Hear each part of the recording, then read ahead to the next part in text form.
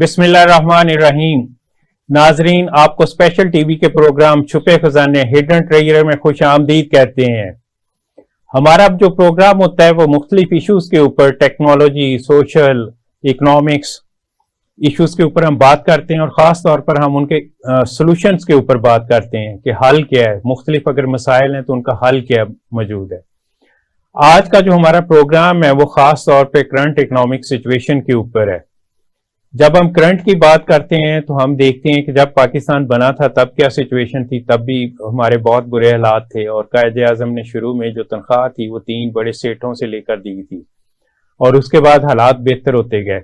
60s में हम Asian tiger थे, हमारी जो इंडस्ट्री थी वो बेहतरीन काम कर रही थी और हमारी जो पॉलिसीज थी वो भी बेहतरीन थी। उन्हीं पॉलिसीज को मुख्तलिफ ममालिक ने, जिसमें China, south Korea, Singapore, Malaysia शामिल है, उन्होंने कॉपी किया और बाद में तुर्की ने भी हमारी पॉलिसीज को कॉपी किया और तरक्की की। लेकिन हम आस्ता आस्ता इस पॉइंट ऑफ व्यू से पीछे रहते गए। कुछ तो हमारी रीजन ये बनी कि 70s में जब नेशनलाइजेशन हुई तो उस नेशनलाइजेशन की वजह से जो इंडस्ट्री थी, जो कि ग्रोथ का एक व्हील होता है, वो उसको ब्रेक लग गया और उस वजह से जो आपकी सारी इंडस्ट्री थी वो तबाह हो गई एक तरह से, क्योंकि एक ही जगह आपने 50 एम्प्लॉय भर्ती की और काम कोई भी नहीं करता था। तो यही जो पीको थी उस वक्त नंबर 1 थी, वो बहुत पीछे चली गई और इंडियन इंडस्ट्री आगे निकल गई। तो किसी भी बेसिकली नेशन की तरक्की में इंडस्ट्री का एक रोल होता है और जब तक वो ना हो, या जिसको हम कहते हैं प्राइवेट लेड ग्रोथ, टर्की ने भी पिछले 20 साल में अगर तरक्की की तो वो प्राइवेट लेड ग्रोथ के ऊपर की थी। उसके बाद हम ये देखते हैं, इकोनॉमी की जब बात हम करते हैं तो हम ये देखते हैं कि हमारी जो कमाई कितनी और खर्चे कितने हैं। तो अनफॉर्चुनेटली हमारी कमाई कम और खर्चे ज्यादा होते हैं।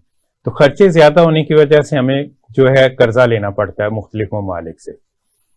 उस कर्जे की वजह से आस्ता आस्ता हम कर्जे में दबते जा रहे हैं और उससे निकलने का कोई तरीका हमें नजर नहीं आ रहा।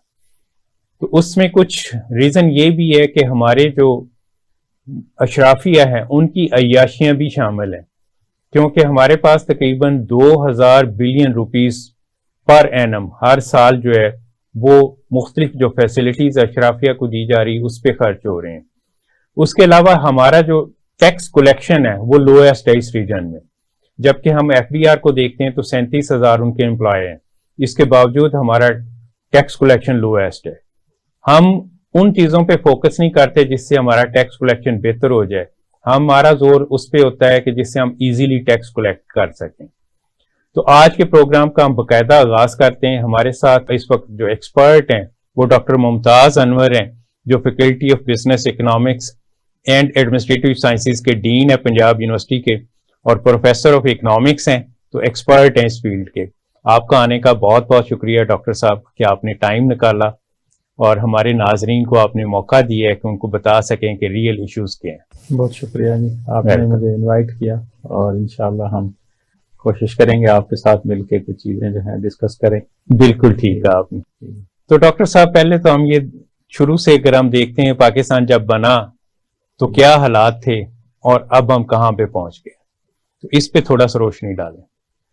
देखिए जी, पाकिस्तान के जो बनने का मकसद था वो तो सबको पता है और उसमें एक मकसद ये भी था कि एक जो इस खित्ते में रहने वाले मुसलमान हैं उनके लिए माशी खुशहाली जो है उसका बंदोबस्त किया जाए, क्योंकि उस वक्त भी उनकी सूरत हाल कोई इतनी अच्छी नहीं थी और पाकिस्तान बनाने का जो एक मतमा नजर था, जहां आप कह लें ला इलाहा इल्लल्लाह था, वहां पे ये भी था कि माशी खुशहाली आए कि मुसलमान जो पिस रहे हैं उस सोसाइटी में, बड़े सगीर में, उसमें जो है उससे निकलें।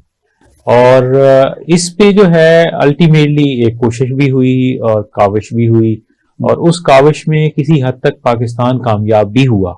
हमारे सामने है कि जब दुनिया में ये मिसाल दी जाती है कि पाकिस्तान का इकोनॉमिक मॉडल जो है वो एक सक्सेसफुल मॉडल था और वो किसी हद तक आप ये देखेंगे पाकिस्तान का जो इंफ्रास्ट्रक्चर है, पाकिस्तान की जो मईशत में एग्रीकल्चर है, पाकिस्तान में जो इंडस्ट्री है, वो किसी हद तक एस्टेब्लिश भी हुई और उसने जो है अपने सम्राट जो हैं वो भी लोगों तक पहुंचाने की कोशिश की।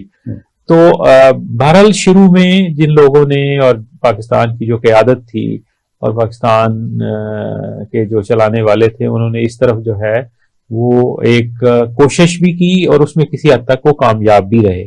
लेकिन उसके बाद जो है हालात बदलते रहे हैं, जैसे आपने अपने इंट्रोडक्शन में कहा है कि नेशनलाइजेशन हो गई, फिर उसके बाद जो है वो हमारी तवज्जो जो है अब पिछले 20 सालों में वो कंज्यूमर सोसाइटी की तरफ ज्यादा हो गई और वो प्रोडक्शन की बजाय हम जो है एक और जो है हमने रास्ता अपना लिया, जिसकी वजह से और फिर एक बहुत बड़ी डिपेंडेंस जो है वो ये कि हम जो है वो बैरूनी कर्जों पे और फिर सर्कुलर डेट में आ गए और अल्टीमेटली तो इस सिचुएशन जो है वो शुरू में डेफिनेटली इतनी अच्छी नहीं थी जब पाकिस्तान बना, लेकिन फिर एक हद तक जो है उसमें हम कामयाब भी हुए।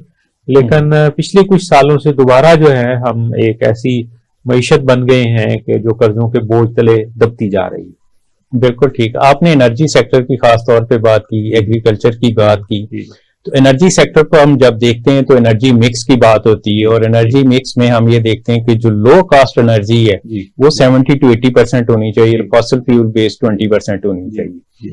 और हम ये देखें कि 90 तक हमारे हालात इस पॉइंट ऑफ व्यू से बेहतर थे कि हमारा 80% जो था वो लो कास्ट थी, जिसमें हाइड्रो और न्यूक्लियर शामिल थी, और 20% फॉसिल फ्यूल थी जो इंट्रोड्यूस किए गए। फिर वो वापडा पे पाबंदी लग गई कि वो अपने प्रोजेक्ट नहीं लगा सकते और फिर हाइड्रो पे हमने कोई काम नहीं किया और हम फॉसिल फ्यूल में आगे बढ़ते गए। कंजम्पशन जाहिर है बढ़ती गई पिछले 20 साल में, जो कंज्यूमर इकोनॉमी की बात हम करते हैं, तो फ्यूल हमारा सारा इंपोर्टेड है। जी, यही मसला है। ये बिल्कुल आपने सही आइडेंटिफाई किया है कि देखें हमारे पास जो है कुदरत का ये बहुत बड़ा जखीरा है या वसीला है पानी की सूरत। बिल्कुल पानी, और वो पानी जो है क्योंकि हमारी जो एक पोजीशनिंग है वर्ल्ड में, आप कह लें जियोग्राफिक पोजीशनिंग जिसको हम कहते हैं, आइडियल है, वो बहुत आइडियल है।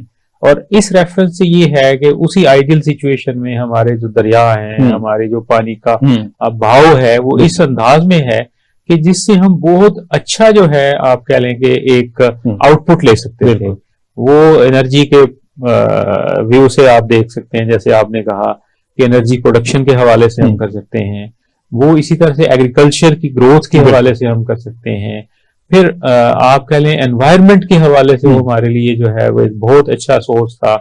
फिर उसके अलावा जो है आप अगर इंसानी जिंदगी और सेहत के लिए उसको देखें तो एक बहुत, लेकिन अनफॉर्चुनेटली अगर एनर्जी सेक्टर का एक पर्सपेक्टिव देखें तो हमने जो 90s में डिसीजन किए, जो इंडिपेंडेंट पावर प्रोजेक्ट्स, और फिर उसके बाद जो है हमने वो सारा प्रोसेस किया, उससे न सिर्फ ये है कि हमारा एनर्जी सेक्टर जो है वो स्टक हो गया या एक सर्कुलर डेट का एक बहुत बड़ा बाइस बन गया, बल्कि उसके साथ साथ जो है हमारी यूटिलिटीज महंगी हो गई। अब जो पानी से बिजली आप प्रोड्यूस करते हैं उसकी कास्ट में और जो आप तेल से बिजली प्रोड्यूस करते हैं उसकी कास्ट में जमीन आसमान का फर्क है, बहुत बड़ा फर्क है। नॉर्मली हम कहते हैं कि 1 रुपए अगर उसकी कॉस्ट है जी तो इसकी कॉस्ट 17 से 20 रुपए तक आती है। तो अब आप देखिए कि वो कास्ट कहाँ ट्रांसलेट होगी, वो कास्ट असल में गरीब पे ट्रांसलेट होनी है, और जब उन तक ट्रांसलेट होती है तो फिर इकोनॉमी चोक हो जाती है। मेरा कहने का मतलब ये है कि जब आपकी per unit cast of production इतनी चली जाएगी, 1 रुपए से 17 रुपए आपके, आप देखें जो डिफरेंस आपने बताया,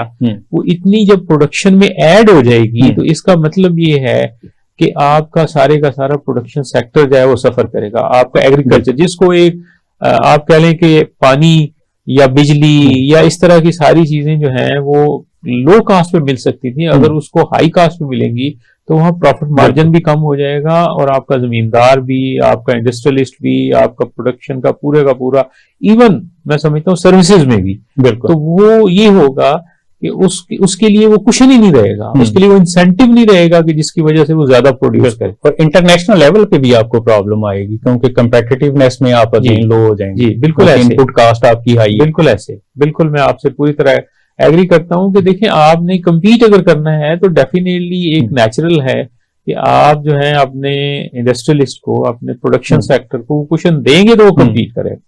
अगर एज कम्पेयर टू इट जो है वर्ल्ड मार्केट में वही चीज जो है वो कम कास्ट पे अवेलेबल है और आप उसको ज्यादा कास्ट पे प्रोड्यूस, तो आप कम्पीट ही नहीं कर पाएंगे।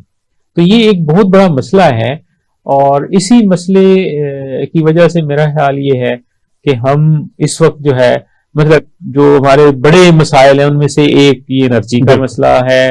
फिर इस तरह से और जो मसले हैं जिसपे अभी हम बात करेंगे फर्दर, उसके लिए जो है एक विजन की जरूरत है। और वो अनफॉर्चुनेटली जो है नंबर ऑफ टाइम्स यहाँ पे ये भी कोशिश की गई कि स्मॉल डैम्स बना लें, ठीक है। अगर सपोज आपके पास इतना कैपिटल नहीं है कि आप बड़े डैम नहीं बना सकते, तो स्मॉल डैम्स जो है वो रन ऑफ वाटर जो होता है उसके तहत बहुत इंपॉर्टेंट है, रन ऑफ वाटर जो जी जी, तो उसके तहत जो है आप जो है वो चीजें जो है वो ग्रो करें। बिल्कुल। लेकिन ऐसी चीजें जो हैं वो अनफॉर्चुनेटली नहीं हो सकी, जिसकी वजह से आपके सामने है कि आपका एग्रीकल्चर भी, आपकी इंडस्ट्री भी, आपकी सर्विसेज भी वो सफर कर रहे हैं। अच्छा, रन ऑफ वाटर जो है इस पे क्योंकि मैंने काफी स्टडी की थी कि इंटरनेशनल क्या है और हमारी क्या सिचुएशन है, तो हमारा जो सिर्फ एक दरिया है, दरिया सिंध जी, वो तकरीबन 32,000 फीट हाइट से चलते हुए सही समुद्र में गिर रहा है। सही। तो उसमें अगर हम देखते हैं तो बिजली बनाने के लिए जो नेचुरल स्लोप रिक्वायर्ड होता है वो 7% रिक्वायर्ड होता है। उसका जबकि नेचुरल स्लोप जो है वो 23 से 28% है। जी जी। तो हमने उसको इस्तेमाल ही नहीं किया। ये बिल्कुल ऐसे ही है। तो छोटे डैम्स के साथ साथ हमें जो है रन ऑफ रिवर से एनर्जी, और इसमें कैपेसिटी मौजूद है मोर देन 100,000 मेगावाट। सही सही सही। और कास्ट जो उसकी मतलब करंट कास्ट को अगर हम देखते हैं तो 1 से 1.5 रुपया फी यूनिट आती है। जी जी। अब यही है, देखिए ना, यही पॉलिसी शिफ्ट का इशू है हमारे यहाँ। जो डॉक्टर साहब जो एक बड़ा मसला है ना वो ये है कि हमारे यहाँ जो होम ग्रोन पॉलिसीज जो हैं उनका भी एक मतलब अगर हम या आहिस्ता आहिस्ता जिसका स्टॉक टेक करेंगे, जैसे एनर्जी का भी हमने किया है, अगला अगर हम इस पे बात करें तो जो एक बड़ा इशू है वो यही है कि हमारे यहाँ जो होम ग्रोन पॉलिसीज भी नहीं है। हमारी इकोनॉमिक पॉलिसीज, हमारी बाकी मतलब एज ए होल अगर हम अपनी पॉलिसी की बात करें, बिल्कुल ठीक है, वो होम ग्रोन नहीं होती, या आप कह लें कि जिसमें बहुत ज्यादा लोकल इनपुट नहीं होता और जो मैच नहीं कर रही होती ग्राउंड रियलिटीज से। तो ये जो चीजें हैं ना, ये अल्टीमेटली बहुत इससे जो है हमारी पॉपुलेशन भी सफर कर रही है, हमारी जो इकोनॉमी है वो भी सफर कर रही है, हमारा इंटरनेशनल इमेज भी जो है उससे सफर कर रहा है। पाकिस्तान में पोटेंशियल जो है वो बेपनाह है अल्हम्दुलिल्लाह। बिल्कुल सही कहा, ठीक है। आप अगर पाकिस्तान की ह्यूमन रिसोर्स को देखें, आप पाकिस्तान के एग्रीकल्चर को देखें, आप पाकिस्तान की इंडस्ट्रियल माइंड और बिजनेस माइंड को देखें, तो आपको एक बेहतरीन किस्म का जो है वो चीजें मिलेंगी। बिल्कुल ठीक है। लेकिन इशू क्या है उनके साथ कि हमारी अगर एग्रीकल्चर पॉलिसी में आपके सामने रखूं तो पंजाब जो है जिसको आप कह लें कि एग्रीकल्चर जो फूड प्रोवाइडर है, जो बास्केट ऑफ जो आप कह लें कि फूड है, जिससे मोर और लेस जो है एक बड़ा परसेंटेज प्रोवाइड करता है, उसकी एग्रीकल्चर पॉलिसी का आप देखें तो वो एक एग्रीकल्चर पॉलिसी बनी और उसके बाद जो है वो 1980s में, उसके बाद जो है अगली जो है वो एग्रीकल्चर पॉलिसी जिसपे 2015-16 में काम। तो एक हमारे यहाँ तो वो गैप बहुत ज्यादा। और दूसरा ये है कि फिर उन एग्रीकल्चर पॉलिसी की या बाकी पॉलिसीज की हमारे यहाँ इंडस्ट्री जो है उसका इससे भी आप कह लें बुरा हाल है कि इंडस्ट्रियल पॉलिसी या इंडस्ट्री को जो गवर्नमेंट की सपोर्ट है या इस तरह से वो भी उस तरह से प्रोविजन नहीं। तो जो पॉलिसी और फिर उसकी फ्रेमिंग, फिर उसकी एग्जीक्यूशन, उसमें दूसरा बड़ा इशू है कि हम बुनियादी तौर पे इस मसले में बहुत ही पीछे हैं कि हमारे मुख्तलिफ सेक्टर्स, सब सेक्टर्स और फिर उस तरह से उनका जो आपस में कोऑर्डिनेशन है पॉलिसी के हवाले से वो नहीं है, और जिसकी वजह से मईशत जो है वो बहुत सफर कर रही है। बिल्कुल ठीक। ये जो एग्रीकल्चर पॉलिसी है ना, इस पे हम ब्रेक के बाद आके बात करते हैं क्योंकि इस पे पिछले दिनों काफी काम हुआ है। जी जी जी। तो उस पे डिस्कशन भी करते हैं क्योंकि हम सेक्टर की जब देखते हैं तो agriculture is one sector, then industry, then corporate sector है, इंडस्ट्री में भी फिर सर्विस सेक्टर है जो जीडीपी की लीड होती है इंशाल्लाह। तो इस पे हम ब्रेक के बाद बात करेंगे। थैंक यू जी नाजरीन, ब्रेक का वक्त हुआ चाहता है और ब्रेक के बाद आके हम यहीं से अपने प्रोग्राम का आगाज करेंगे।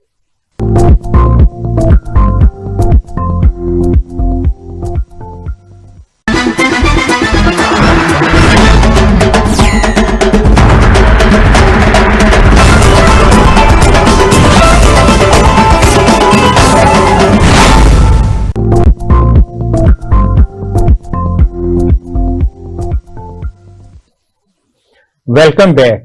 जी डॉक्टर साहब, एग्रीकल्चर पॉलिसी पे बात हो रही थी तो रिसेंटली शायद बर्की इंस्टीट्यूट ऑफ पब्लिक पॉलिसी ने 4 पॉलिसीज गवर्नमेंट को बना के दी हैं, जी जी, जिनमें से एक क्लाइमेट रेजिलिएंट एग्रीकल्चर पॉलिसी है, नेशनल है जो, उसके बाद नेशनल कॉटन पॉलिसी है, नेशनल व्हीट पॉलिसी है और ग्रीन पंजाब पॉलिसी है। अच्छा अच्छा, तो उसमें इम्प्लीमेंटेशन फ्रेमवर्क भी बना के दी है। सही। जो इसमें जब रिसर्च की गई तो जो इंटरेस्टिंग जो चीज सामने आ रही थी, एक तो यील्ड पर एकड़ हमारी कम है बहुत, जी बिल्कुल, इवन हमारे neighbouring country, for example wheat जो है वो हम 32 मन पर एकड़ पे पहुंचे हैं, जो हमारा नेबरिंग कंट्री इंडिया है वो 70 पे चला गया हुआ है। सही सही, तो सही। हम इंटरनेशनल तो बात करते नहीं, हम लोकल, क्योंकि सेम सिचुएशन उधर है, सेम इधर है, क्लाइमेट भी वही है, लैंड भी वही है, सही। तो हमें इस पे खास तौर पे, क्योंकि अब इस वक्त नेट इंपोर्टर हम फूड के बने हुए बजाय एक्सपोर्टर होंगे। उसकी डॉक्टर साहब देखें, एक बड़ी वजह तो ये है कि हमारे यहाँ कोई जोनिंग नहीं। हमारे यहाँ एग्रीकल्चर में आप देखें कि एक वक्त में ये होता था कि कोई कॉटन प्रोड्यूसिंग एरियाज होते थे, फिर कुछ व्हीट प्रोड्यूसिंग एरियाज होते थे, फिर sugar cane producing area, rice producing areas होते थे, आर्चर्ड होते थे, ये सारी चीज। अब सूरत हाल ये है कि आपके कॉटन प्रोड्यूसिंग एरियाज में जो है वो शुगर केन, बिल्कुल शुगर केन प्रोड्यूस होना शुरू हो गया है और वहां पे शुगर मिल्स और वो कॉन्सेप्ट आ गया। इसी तरह मतलब हमारे यहाँ कोई ऐसी जो है वो पॉलिसी ना होने की वजह से, एक साउंड किस्म की पॉलिसी ना होने की वजह से, फिर उस पे प्रॉपर इम्प्लीमेंटेशन जो है या एग्जीक्यूशन ना होने की वजह से सूरत हाल ये है कि टू बी वेरी ऑनेस्ट अगर कहा जाए कि जिसका जो मन आता है वो करता चला जाता है। और जिस तरह हम कहते हैं कि जिसकी दिल करता है रेडी सड़क के दरमियान लगा के खड़ा हो जाता है, कोई इसी तरह से आप देखें जो आपकी इंतहाई जो जरखेज जमीन है और जो इंतहाई आप कह लें कि कैश क्रॉप प्रोड्यूसिंग जो है वो लैंड है, वो हाउसिंग सोसाइटी में बदल रही है। आपके यहाँ अर्बनाइजेशन के नाम पे जो है एक शहरों के मतलब एक ऐसी जो है वो छोटे शहरों में भी अब सूरत हाल ये बन गई है कि वहाँ हाउसिंग सोसाइटीज का कंसेप्ट जो है वो बहुत ज्यादा जो है उसने वो अपना शक्ल इख्तियार कर ली, और जिसकी वजह से ये एग्रीकल्चर लैंड जो है वो रिलेटिवली वो कम होती जा रही है। अब ये सारा जो इस वक्त कजिया है या इस वक्त जो प्रॉब्लम है, अब इस पे जो गवर्नमेंट है या गवर्नेंस जो है उसके इश्यूज आते हैं कि अगर जोनिंग हो, अगर प्रॉपरली उसमें जो है एक दुनिया वर्टिकल ग्रोथ की तरफ जा रही है, हम अभी तक हॉरिजॉन्टल पे। एग्जैक्टली, और प्रॉपरली जो है वो सारी चीजें जो हैं एक पॉलिसी के तहत जो है उनको आगे बढ़ाया जाए, तो मुमकिन है कि हम why we are net importer, the reason is basically कि हमने कोई जो है इसके बारे में वो केयर ही नहीं की। हमने फील किया कि हम इससे जो है एग्रीकल्चर से हम डायरेक्टली जो है वो सर्विसेज पे शिफ्ट हो जाए और हम एक कंज्यूमर सोसाइटी बदल जाए। हमने जो देखें जो फूड सिक्योरिटी है उसका ख्याल ही नहीं रखा कि भाई ठीक है कि आप जो हैं सर्विसेज जो हैं वो भी दरकार हैं, इसमें कोई शक नहीं है, या one way or the other कि जहां आपकी बड़ी बड़ी जो है अब इंडस्ट्री भी इसी तरह से जो है उससे लोग सर्विसेज की तरफ से एक आपका एक बहुत जो है इंडस्ट्रियल एरियाज या इंडस्ट्रीज जो हैं वो कन्वर्ट हो गई, कोई हॉस्पिटल में हो गई, कोई कॉलेज यूनिवर्सिटीज में हो गई, कोई उस तरह से, तो इंडस्ट्री ने भी सफर वो असल मसला उसमें यही है कि जब आपने कोई खास तौर पे पॉलिसी जो है वो properly well thought policies frame नहीं की या उसके बाद जो है उस पर अमल नहीं किया और गवर्नमेंट की रिट जो है वो इतनी कमजोर हो गई कि जिसकी वजह से जो है वो पॉलिसीज जो हैं अगर कहीं एग्जिस्ट भी करती थी थोड़ी बहुत, तो उस रिट को जो है ऐसा जो है वो किया गया कि वो ऑल टुगेदर जो है वो कहीं नजर नहीं आती और जिसकी वजह से ये सारे मसाइल पैदा हो गए। अच्छा, ये हाउसिंग कॉलोनीज की जब हम बात करते हैं तो हम ये देखते हैं बेसिकली कि इन्वेस्टमेंट जो है रियल स्टेट में कितनी है, बैंकिंग सेक्टर में और इंडस्ट्री में कितनी, तो बड़ी इंटरेस्टिंग फिगर सामने आती है कि रियल स्टेट में जो ऑफिशियल फिगर है वो 88 ट्रिलियन रुपीस की है इन्वेस्टमेंट और बैंकिंग सेक्टर में 12.5 ट्रिलियन रुपीस की है और इंडस्ट्री में जस्ट 1.2। तो उसी से ही अंदाजा हो रहा है। यही वजह है, ये देखें यही असल, मैं तो अगर एज इकोनॉमिस्ट मुझसे पूछें तो मेरा तो जो एक अपना कंसिडर्ड ओपिनियन वो ये है कि देखें आपका मसले का जो मसला है और उसका हल, हमने क्योंकि हल की बात की थी तो जो हमें हल भी बताना है वो यही है। मसला ये है कि हमने प्रोडक्शन सेक्टर को जो है वो बिल्कुल ऑल टुगेदर इग्नोर कर दिया और हम बस सर्विसेज सेक्टर की तरफ जो है। अब मसला ये आपके सामने है, ये इतनी बड़ी जो है ना पॉपुलेशन जो है, इसका तो हाल ही प्रोडक्शन सेक्टर है। बिल्कुल, ये तो एग्रीकल्चर में, ये इंडस्ट्री में इन्वॉल्व होंगे, ये एम्प्लॉयमेंट होगी, फिर एक पूरा साइकिल और जो है वो सारा आप कह लें कि उससे आएगा। तो हमारे यहाँ तो जैसे आपने कहा कि इंडस्ट्री में 1% या वो इतनी जो है वो इन्वेस्टमेंट है एज कंपेयर टू बैंकिंग और as compare to real estate. बिल्कुल। तो अब रियल स्टेट तो ठीक है, रियल स्टेट में भी एक बिजनेस है, लेकिन रियल स्टेट वन वे और other at the same time जो है इकोनॉमिस्ट उसको डेड इन्वेस्टमेंट भी कहते हैं। देखिए बिल्कुल डेड इन्वेस्टमेंट है। तो आप जो है एज ए, मैं समझता हूँ पॉलिसी मेकर, हमें एज ए एकेडमिशियन या जो एकेडमिक्स के लोग हैं या इसी तरह से जो गवर्नमेंट है या ओवरऑल सोसाइटी को इस तरफ जो है बड़ा सीरियसली सोचना चाहिए। बिल्कुल कि आपके यहाँ ये नहीं है कि पोटेंशियल नहीं, एग्रीकल्चर में इतना पोटेंशियल है कि आप इमेजिन नहीं कर सकते। 2016 में आपका एग्रीकल्चर नेगेटिव ग्रोथ में चला गया और गवर्नमेंट में, फेडरल गवर्नमेंट और प्रोविंशियल गवर्नमेंट ने आपको पैकेज दिया और विद इन 1 ईयर वही जो है वो 3+ में चला गया। उस आपकी इंडस्ट्री में बहुत जो है वो पोटेंशियल है। आपके यहाँ बहुत जो है समझदार किस्म के इंडस्ट्रियलिस्ट बैठे हैं जो दुनिया को जानते हैं, जिन्होंने जो है वो एक अरसे तक एक्सपोर्ट लेड ग्रोथ को जो है वो वन वे और अदर जो है उनकी हिमायत की है या उसको जानते हैं, उनकी नेटवर्किंग है वर्ल्ड वाइड जो है चीजों में। लेकिन जब हम उस सेक्टर में या उस सेक्टर को आप कह लें कि ग्रो ही नहीं करने में, मुराद ये है कि उसको सोलते नहीं देंगे, उसको पैटर्न नहीं देंगे, उस इन्वेस्टमेंट जो है वो फ्लो नहीं होने देंगे। अब आपके सामने है जो इस वक्त सूरत हाल है, 20% इंटरेस्ट रेट पे कौन जो है इन्वेस्टर जो है बिल्कुल इंडस्ट्री में या इन्वेस्ट करेगा, कौन जो है वो बुनियादी तौर पे इस तरफ जाएगा। तो इन्फ्लेशन अपनी जगह पे, लेकिन ऐसे जो हमारी पॉलिसीज रही हैं जिसकी वजह से ये सारा मसला है, तो मैं ये समझता हूँ कि जब तक प्रोडक्शन सेक्टर को, एग्रीकल्चर और इंडस्ट्री को आप जो है वो अहमियत नहीं देते, उसको प्रॉपर जो है वो फैसिलिटीज, उसको प्रॉपर एक पैट्रोनेज और प्रॉपर पॉलिसी उसको आगे लेके नहीं जाते, आपकी इतनी बड़ी पॉपुलेशन और फिर यंग पॉपुलेशन का और कोई हल नहीं है। बिल्कुल ठीक है। तो अब बेसिकली इसी को हम लेके चलते हैं टैक्स कलेक्शन, क्योंकि ये डायरेक्टली लिंक है टैक्स कलेक्शन के साथ। जीडीपी के 3 पिलर हैं जी, इंडस्ट्री है, एग्रीकल्चर है और सर्विस सेक्टर। तो जीडीपी, लास्ट ईयर के जीडीपी को हम अगर देखते हैं तो 57% सर्विस सेक्टर है, 22 to 24% एग्रीकल्चर सेक्टर है और 18 से 20% जो है वो आपका इंडस्ट्री सेक्टर है। सही। जब हम टैक्स कलेक्शन की तरफ आते हैं तो 80% आपकी टैक्स कलेक्शन इंडस्ट्री से है, सही, 3% आपकी एग्रीकल्चर से है, सही, और 7% जो है वो सर्विस सेक्टर से। जी जी। तो यही अगर हम इन्वेस्टमेंट रोकना चाहते हैं स्पेशली रियल स्टेट में, तो अगर हम रियल स्टेट में बहुत ज्यादा टैक्स लगा दें तो हमारे पास सॉल्यूशन मौजूद है कि टैक्स लगाने से उधर से इन्वेस्टमेंट खत्म होगी और इंडस्ट्री को हम फैसिलिटेट करें। तो एज एन इकोनॉमिस्ट आप क्या समझते हैं कि टैक्स कलेक्शन को हम किस तरह बेहतर कर सकते हैं? देखें, हमारा जो टैक्स कलेक्शन का एक तो बड़ा मसला ये है कि हमारी टैक्स बेस ही बहुत नैरो है। बिल्कुल ठीक है। और दूसरा ये है कि उसमें डिस्पैरिटी इस रेफरेंस से है कि एग्रीकल्चर या जैसे सर्विसेज का आपने कहा वो मोर और लेस जो है उसमें टैक्स जो है उसमें ना होने के मुताबिक है। अब हम इसको करप्शन का नाम दें, इसको हम आप कह लें गवर्नमेंट पॉलिसीज का नाम दें, इसको जो भी आप कहें, लेकिन असल इशू ये है कि जब तक आप अपनी, वो कहते हैं ना कि आप चादर लेते हैं तो कभी पाँव नंगे और कभी सर नंगे, जब तक आप रेवेन्यू नहीं जनरेट करेंगे, जब तक आप जो हैं वो वन वे टैक्स कलेक्शन का या टैक्स का सिस्टम जो है उसको ठीक नहीं करेंगे, ठीक है, जो तो आपकी इनकम का तो और सोर्स ही नहीं है।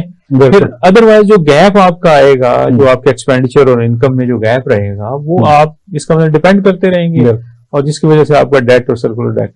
अब इस टैक्स के निजाम को सही करने के लिए ठीक है जरूरी है बुनियादी तौर पे कि आप जो टैक्स इंसेंटिव्स जो हैं एक उन पे भी अमल करें। बिल्कुल ठीक है। आप इंडस्ट्री से टैक्स तो लेते हैं लेकिन जो उनके लिए इंसेंटिव है वो उनको नहीं देते। वो देते हैं। अच्छा, आप एग्रीकल्चर से टैक्स तो लेना चाहते हैं लेकिन एग्रीकल्चर को आप एट द सेम टाइम जो है वो सपोर्ट नहीं करते। ठीक है।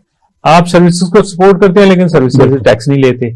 अब ये जो एक पंडोरा बॉक्स बना हुआ है ना, इसका जो बेहतरीन सोल्यूशन ये है कि हम ये नहीं, मतलब एग्रीकल्चर किसी वक्त में जीडीपी का सबसे बड़ा हिस्सा होता था, फिर इंडस्ट्री उसको फॉलो करती थी, फिर सर्विसेज, लेकिन 2000 के बाद जो है जो सर्विसेज को आगे बढ़ा के और इंडस्ट्री और एग्रीकल्चर को जो इग्नोर किया गया है उसको रिव्यू करने की जरूरत है। और रिव्यू करने के लिए देखें एक बेहतरीन हल यही है, जैसे आपने कहा कि हम एक टैक्स सिस्टम जो अपना है जो उसको हम रिवाइज करें और हम उसके थ्रू इंसेंटिव भी दे सकते हैं, उसके थ्रू जो है हम जो है टैक्स कलेक्शन भी जो है वो ज्यादा कर सकते हैं। और यही इस वक्त जो है हमारा मसला बना हुआ है कि टैक्स जो है, इंसिडेंस ऑफ टैक्स जो है वो properly, tax to GDP ratio as a whole हम वर्ल्ड में बहुत ही नीचे हैं, बहुत नीचे, इवन रीजन में हम सबसे नीचे हैं। तो ये जो इशू है ना, इसकी वजह से जो प्रॉब्लम्स हैं, मैं तो समझता हूं कि एक तरफ आपने अगर इंसेंटिव देना है इंडस्ट्री और एग्रीकल्चर को, तो आप उसके लिए जो है ना टैक्स सिस्टम एक ऐसा लाएं, और सर्विसेज को अगर आपने ग्रो करना है तो इसके बावजूद उनसे टैक्स तो कलेक्ट करें। बिल्कुल सही आपने कहा। हम एफबीआर को अगर हम लेते हैं तो 37,000 एम्प्लॉयज हैं जी। और जो टैक्स टू जीडीपी रेशियो है अगर हम उसको सामने रखें तो 5,000 से ज्यादा एम्प्लॉय नहीं चाहिए जी जो करंट है जी। सही। तो हम मतलब कुछ चीजों के ऊपर फोकस ही, अब सर्विस सेक्टर को अगर हम लेते हैं और स्पेशली हम ये देखते हैं दुकानदार तबका जितना है वो कोई भी टैक्स नहीं देता जी। ऐसे ही लिबर्टी में वो बिलियंस का बिजनेस है लेकिन टैक्स कलेक्शन की तरफ उन फोकस ही कोई नहीं और ना ही काम होता है और उनका एक माफिया भी बिल्ड हुआ है। सही। जिसके खिलाफ कोई एक्शन नहीं होता। जी। ये असल में मैं ये कहता हूं कि ये इशू किसी एक मार्केट, किसी एक सेक्टर, सारी जो एक रीजन या उसका, असल मसला ये है कि हमारे यहाँ ओनरशिप नहीं है। और ओनरशिप इस चीज की है कि ये मुल्क हमारा है। बिल्कुल। ये इसकी जो जितनी रिसोर्सेज हैं वो हमारी, बिल्कुल। और इसकी जो आप कह लें कि इसको अगर हमारी हैं तो इसको हमने रन कैसे करना। बिल्कुल ठीक। हमारे यहाँ जो एक बहुत बड़ा मसला ये है कि हम वो ओनरशिप नहीं लेते, और जब हम ओनरशिप नहीं लेते तो उसका मसला ये हो जाता है कि उससे ना हम टैक्स देते हैं, ठीक है, हम उसमें 100 तरह से करप्शन या 100 तरह से जो है वो चीजें, चाहे वो यूनियन की शक्ल में हो या किसी शक्ल में हो, वो फिर जो है वो सारी चीजें इम्पैक्ट क्रिएट करना शुरू हो जाती है।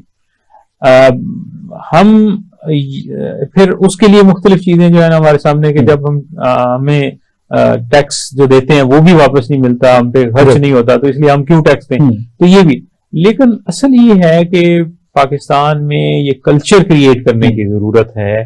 देखें, आपको भी पता है या एक ज्यादा लोग जो पढ़े लिखे लोग हैं वो जानते हैं, जो वेस्टर्न कंट्रीज हैं वहां आपकी इनकम नहीं भी है फिर भी आपने टैक्स फाइल करना, बिल्कुल मस्ट फाइल है, आपने अपनी टैक्स रिटर्न हर सूरत में फाइल करनी, ठीक है। अगर आप फाइल नहीं करते तो आपको पता ही है कि वहां क्या सूरत हाल होती है। मतलब जो टैक्स फाइल नहीं करता या टैक्स में अगर वो किसी तरह से किसी भी लेवल पे जो है उसका रिव्यू आ जाता है और उसने टैक्स किसी तरह से जो है उसमें वो ठीक जमा नहीं करवाया या असेसमेंट ठीक नहीं दी, तो फिर उसकी जो है वो किसी तरह से जो है वो बचत नहीं होती। बिल्कुल ठीक। तो हमारे यहाँ तो टैक्स फाइल करने का जो है एक कंसेप्ट ही नहीं है। बिल्कुल ठीक है, हमारे फाइलर नॉन फाइलर जो हैं उनका एक कंसेप्ट बना के, इसकी वजह ये है कि आप इस तरह से मुल्क में कोई ऐसी पॉलिसी लाने की जरूरत है कि जो भी इनकम अर्नर है वो टैक्स जरूर फाइल करे। बिल्कुल ठीक। और जब वो टैक्स फाइल करेगा तो और फिर उसके बाद जो है एक सिस्टम बिल्ड करने की कि ठीक है उसकी टैक्स रिटर्न का या उसकी इनकम और एक्सपेंडिचर्स का जो भी है आप जो रिव्यू करते हैं वो करें और फिर उसको छूट ना दें। अगर वो किसी तरह से आप कह लें कि गलत टैक्स फाइल कर रहा है तो फिर उसको छूट नहीं मिलनी चाहिए। बिल्कुल ठीक। तो ये जो सिलसिला है कि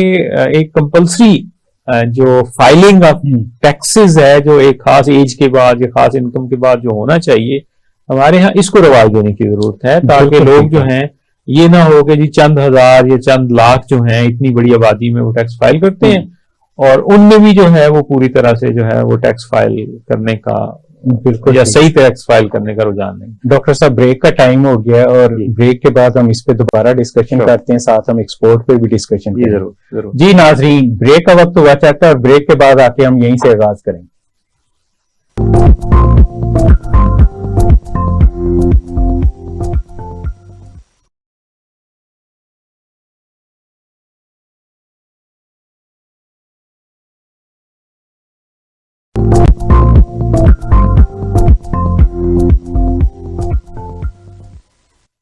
वेलकम बैक।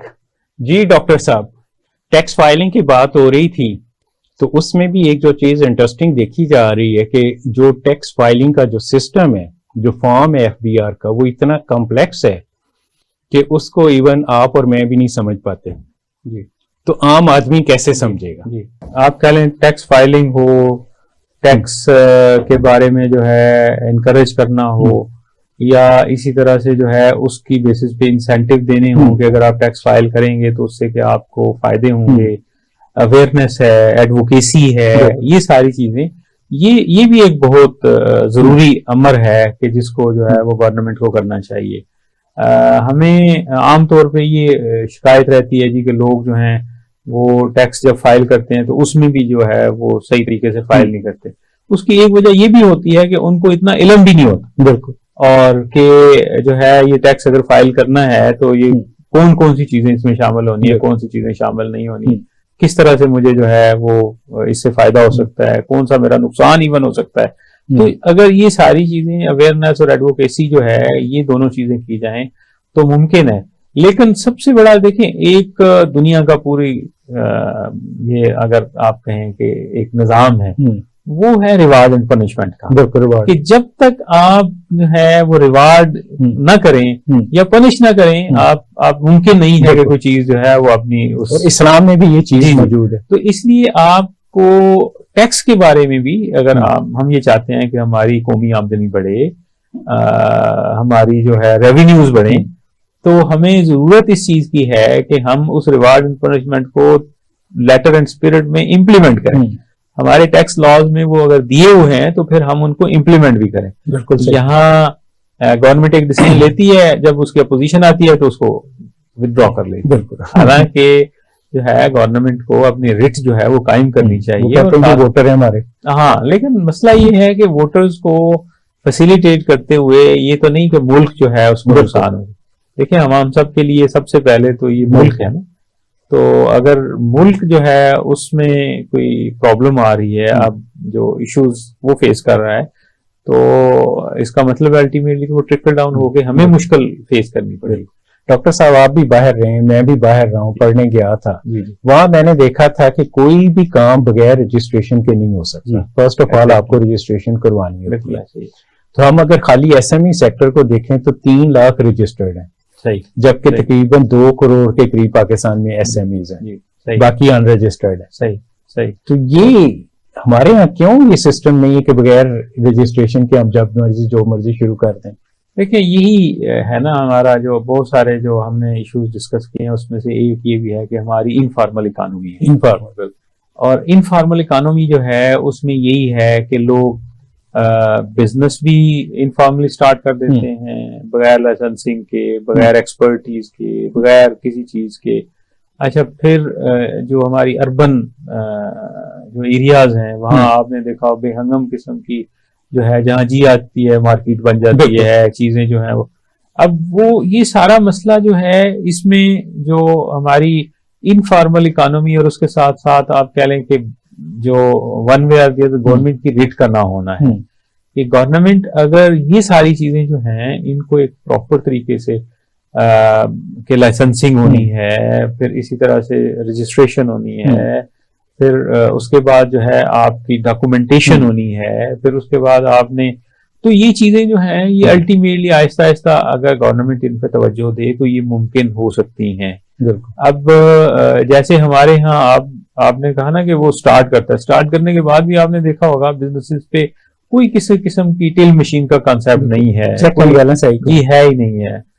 मतलब ठीक है, कुछ अब हमारे यहाँ कुछ ऐसी चेन्स जो हैं जिन्होंने एक आपको रिसीट देने का कंसेप्ट, लेकिन अदरवाइज तो आपका एक बहुत बड़ा सेक्टर जो मुख्तलिफ तरह से है, वो इकोनॉमी वो किसी तरह से ऐसा कंसेप्ट ही नहीं पाया जाता। कैश पे चल जी, वो सारी चीजें चल रही होती। तो ये जो इनफॉर्मल इकोनॉमी का कंसेप्ट है ना, आपको है एग्जैक्ट अंदाजा ही नहीं है कि कितनी जो है वो कौमी आमदनी में किसका कितना हिस्सा कैसे है। बस एक प्रॉपर डेटाबेस, प्रॉपर डाटा नहीं है और प्रॉपर डॉक्यूमेंटेशन नहीं है, प्रॉपर जो है उसकी वर्किंग नहीं है। तो आई थिंक ये जरूरी है, इससे गवर्नमेंट का भी, कंट्री का भी, और अगर सही तरह से सोचा जाए तो बिजनेस ओनर का भी जो है इसमें फायदा होता है। ठीक है, कि उसको भी एग्जैक्ट उसको पता होता है, या वो सही तरीके से असेस कर सकता है कि उसकी कितनी ग्रोथ हुई है एक सर्टेन टाइम पीरियड में, वो कहां से उसने स्टार्ट किया था और अब उसके क्या रेवेन्यूज हैं। ठीक है, और उसका प्रॉफिट मार्जिन अब कितना है पहले, तो वो एक अच्छे अंदाज से जो है इन चीजों को वो कर सकता है। लेकिन इसके लिए जरूरी है कि आप जो है वो लोगों को इस तरफ माइल करें, और माइल करने के लिए जरूरी है कि वही जो पहले मैंने कहा है कि आप जो है उनको रिवार्ड करें, उनको अगर नहीं वो इस चीज पे आते तो उनको जो है वो किसी तरह से पनिश किया जाए। पनिश से मुराद ये है कि पनिश हम शायद थोड़ा सा मुश्किल वर्ड है, लेकिन कम से कम जो है वो रूल को ओबे करें। बिल्कुल ठीक है, उनसे पूछा जाए जी, उनसे पूछा जाए जी, बिल्कुल ठीक है। अच्छा डॉक्टर, कमाई का एक और जरिया होता है एक्सपोर्ट। जी। तो लास्ट ईयर की अगर हम, वैसे तो लास्ट 20 ईयर्स में हमारे हालात कोई इतने अच्छे नहीं है, लेकिन लास्ट ईयर की फिगर को अगर हम देखते हैं तो तकरीबन $32 बिलियन की एक्सपोर्ट थी। ठीक है, और $80 बिलियन की इंपोर्ट थी। ठीक, तो $48 बिलियन का तो ये डायरेक्ट डेफिसिट था। क्या उस वजह से हम अभी करंट सिचुएशन जो हमारी इतनी खराब हुई है उसी वजह से नहीं? देखिए जी, ये तो ऐसे ही है ना, जैसे आप मतलब कमाते कम है, और जैसे आपने शुरू में कहा कि इखराजात ज्यादा करते हैं। अब ये मुल्क की सूरत हाल है, मींस वन वे और दी अदर, जो हम इकोनॉमिक्स के लोग हैं, जो एक ज्यादा बेहतर तरीके से समझ सकते हैं हमारी जो जीडीपी की या इक्वेशन होती है, उसमें नेट एक्सपोर्ट्स एक बहुत बड़ा रोल प्ले करती हैं, और जितनी एक्सपोर्ट्स ज्यादा होंगी और इंपोर्ट कम होंगी तो इसका मतलब आपकी कौमी आमदनी जो है वो खुशहाल है जी, खुशहाल है। अब मसला ये है कि जब आपकी एक्सपोर्ट्स कम हैं और इंपोर्ट ज्यादा हैं, तो इसका मतलब है वो डायरेक्ट इम्पैक्ट कर रही है आपकी जो कौमी आमदनी है उसको। तो इसको रिवर्स करने, असल मसला ये है कि ये चीज पॉजिटिव साइड पे ले जाने की जरूरत है।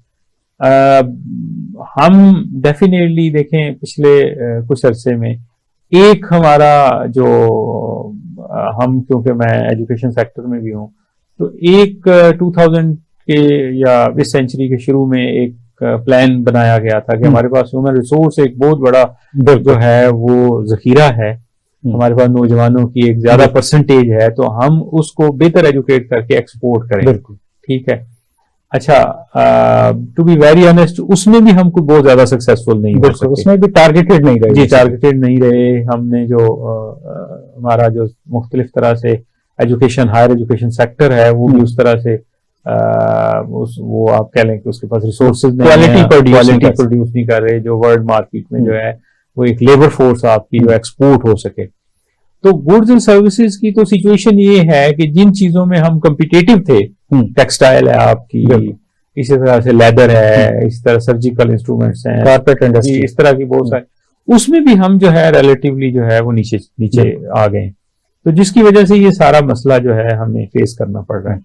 तो हमारे पास जो है जिनमें कंपैरेटिव एडवांटेज है, जिन एरियाज में, जिन इंडस्ट्रीज में, जिन प्रोडक्ट्स में, वो रिलेटिवली उसको जो है अहमियत देने की जरूरत है। बिल्कुल सही। और वर्ल्ड मार्केट में अपने नेटवर्क्स जो है उनको दोबारा रिवाइव करने की और बेहतर इस्तेमाल करने की जरूरत है, ताकि हमारी एक्सपोर्ट्स बढ़े। और दूसरी तरफ ये है कि हमने जो सारे का सारा अब आहिस्ता आहिस्ता जो है वो हम इंपोर्ट्स में या बहुत सारी कंज्यूमर आइटम्स में इवन जो है वो हमने डिपेंड करना शुरू कर दिया है। वो गवर्नमेंट जो है उसका एक ऐसा मैकेनिज्म इख्तियार करे कि जो इंतहाई नेसेसरी, या जो आप कह लें कि वो तो ठीक है इंपोर्ट करना, उसमें कोई हरज नहीं है, लेकिन ये है कि अब हम हर चीज में, मतलब इवन डिटर्जेंट्स में भी अगर हम जो है वो इंपोर्ट्स करना शुरू कर देंगे, तो एडिबल ऑयल्स आप देखें उसका कितना बिल है, या इस तरह की और चीजें, तो इन चीजों पे जो है ना तवज्जो देने की जरूरत है कि हमारी जो है इंपोर्ट्स कम हो, और हमें जिन चीजों में कंपैरेटिव एडवांटेज है या हम जिनमें कम्पिटिटिव हो सकते हैं उसकी एक्सपोर्ट बढ़ाएं। बिल्कुल हमारे सामने है वियतनाम, हमारे सामने है श्रीलंका, हमारे बिल्कुल, सामने मलेशिया, हमारे सामने जो है बांग्लादेश है। इन सारे लोगों ने जो है वो उन्हीं नेटवर्क्स को एक्सप्लोर करके जो है वो आगे से ठीक है, जिन पे डॉक्टर हमें काम साहब करने की जरूरत है। आपका आने का बहुत बहुत शुक्रिया। ये लास्ट वाला टॉपिक ऐसा है कि इस पे मैं सोच रहा हूँ कि एक प्रोग्राम टोटली इसी पे रखा जाए। जी इंशाल्लाह। उसमें हम वर्ल्ड मार्केट कहाँ पे है, सही। एशियन कहाँ है, क्या सिचुएशन है, जरूर। ताकि लोगों को आइडिया हो कि ये एक ऐसा एरिया जिस पे ज्यादा काम करने की जरूरत है। अगेन बहुत बहुत शुक्रिया आपका। थैंक जी नाजरीन, आपने नोट कर लिया कि हर मसले का हमारे पास हल मौजूद है। एक्सपोर्ट डाइवर्सिफिकेशन की तरफ जाना चाहिए, टैक्स कलेक्शन को बेहतर करना चाहिए, उन एरियाज पे ज्यादा टैक्स लगाने की जरूरत है और कलेक्शन सिस्टम पे फोकस करने की जरूरत है जहां से आपकी डेड इन्वेस्टमेंट एक तरह से हो रही है। जैसे रियल सेक्टर है, रियल स्टेट सेक्टर में 88 ट्रिलियन रुपीस की जो इन्वेस्टमेंट हुई है उसको इंडस्ट्री की तरफ डाइवर्ट करने की जरूरत है।